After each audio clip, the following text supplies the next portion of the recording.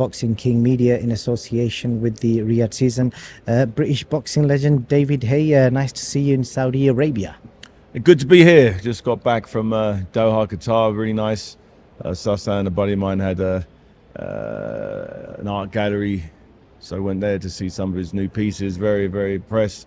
Just got in a couple hours ago, ready to do some work for TNT Sports box office on this undisputed fight, the one that we've all been waiting for, and it's finally here. Super excited, and yeah, looking forward to that first bell.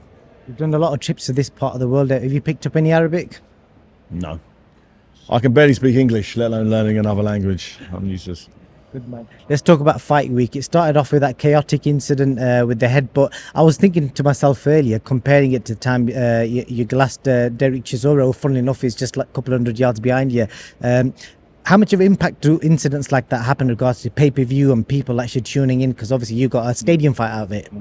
It rarely happens with the entourage. Normally it's the two fighters who are fighting each other. It gets a bit heated. I've had incidents over the years, obviously with Derek and even Tony Bellew, but we were both fighting each other, or we were both active fighters, and it got into that stage. Rarely do you have it where the father of the fighter is literally assaulting, headbutting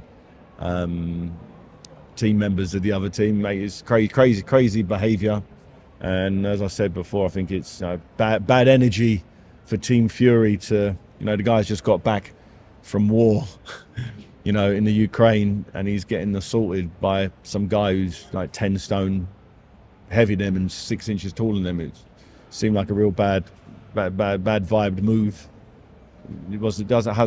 Just bad look. And as the fight week's gone on, people are expecting Tyson to, bring that showman again, where he's calling him a rabbit, calling him a middleweight. But he's been quite respectful, and I think that knowing Tyson, that is a real Tyson Fury, saying that he's the best he's ever fought.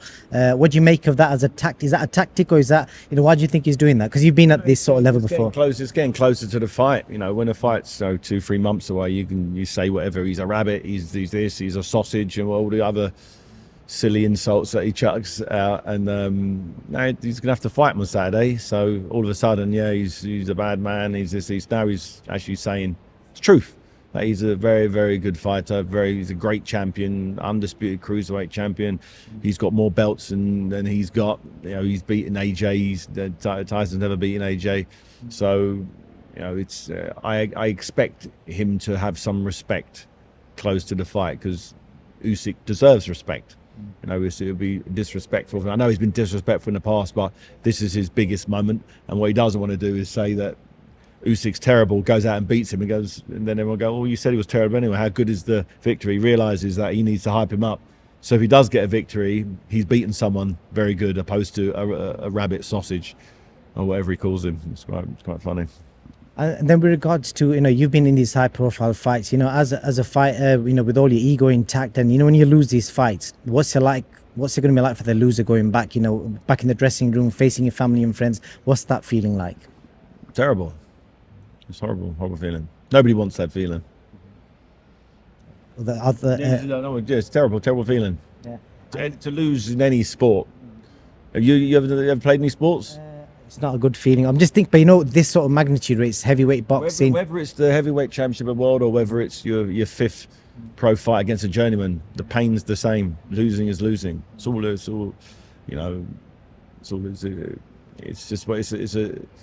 Every fighter hates losing. I hate it. And then when you won the undisputed cruiserweight title, unified the cruiserweight division, that feeling of winning that many straps, being the man of the division, what's that feeling like? Yeah, it's not so much the straps that you're winning, it's the general recognition of being number one in the division. It's being ranked number one, where you are the number one. You got the Ring magazine belt, you are the number one. That's, when you've told everyone that's what you're going to do, and you go and do it, it's a relief that you have done what you said you're going to do, and that's always nice. And the question you're going to be asked about 100 times this week, no long breakdown, in short, who are you favouring to win the fight? I favour Usyk's skills. I think Usyk's going to win on points, but I think two of the judges are going to say it's a draw. One judge will have it for Usyk, and I had a dream, and I saw it in a dream, so I'm 6-1. I think you get like 16-1 on that, so I might have a little flutter on that. Interesting. Last question for you, Anthony Joshua. I asked Usyk this question on Sunday, and I basically said to him, does he see improvements with him under Ben Davison, or is it matchmaking? Usyk kind of alluded to the fact that he fought at a lower level. That's why he's blasted these guys out in his own broken English. That's basically what he said. What do you think? I think he's improved. I think he's shown how improved he is of his. If you look at the comparison between Tyson Fury and Anthony Joshua, they both fought Otto Wallin. Wallin cut Fury. At no stage did it look like Tyson was going to stop Otto Wallin. Then AJ absolutely dismantles him. Really easy fight.